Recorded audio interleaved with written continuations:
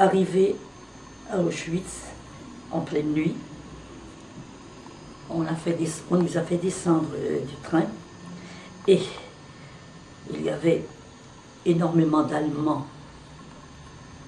armés qui étaient sur le quai.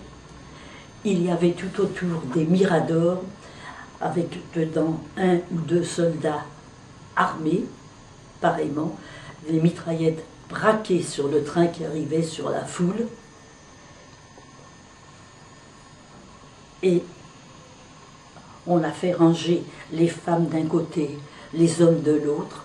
Les jeunes gens, jusqu'à 14-15 ans, étaient mis avec les femmes.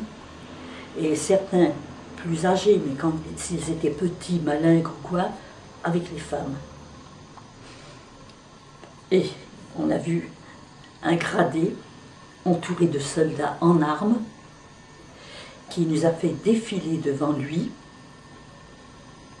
et avec sa matraque à la main, il faisait signe à droite, à gauche. Que voulait dire à droite, à gauche, nous ne le savions pas encore.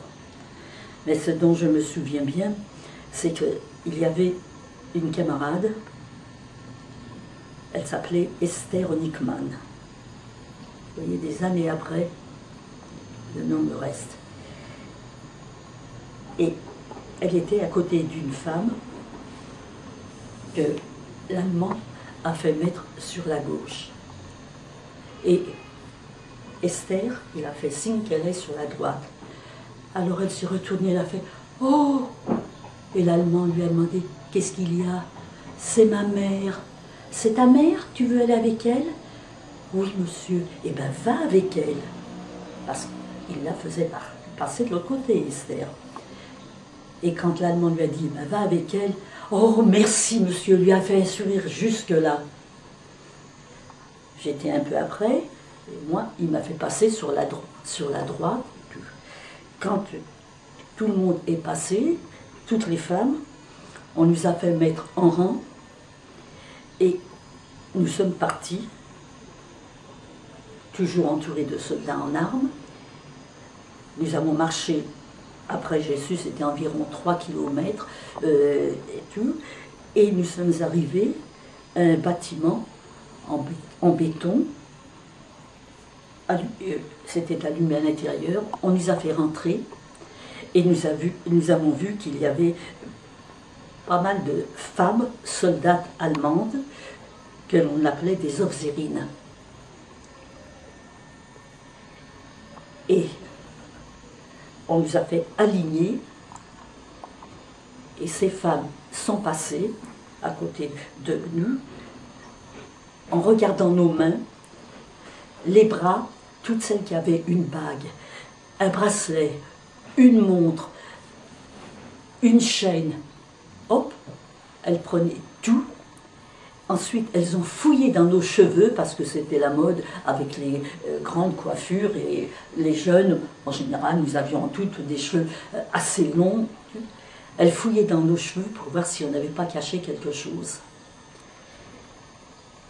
Quand ça a été terminé, la fouille, elles nous ont donné ordre de nous déshabiller complètement, de laisser nos vêtements par terre en paquet, que nous allions prendre une douche et que nous retrouverions nos vêtements en sortant de la douche.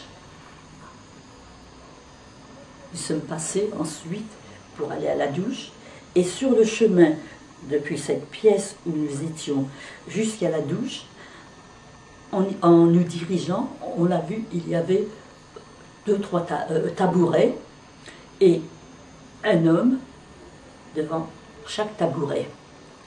Et ces hommes avaient la tenue de bagnard.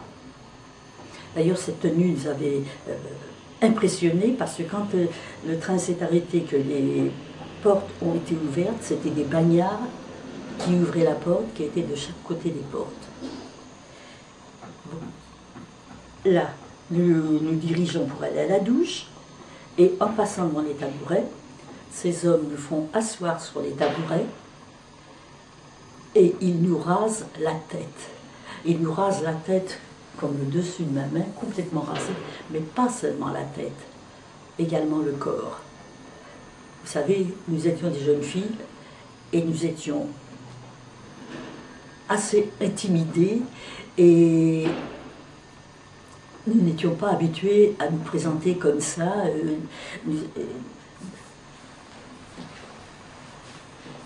On nous rase et nous rentrons ensuite dans une grande pièce, nue.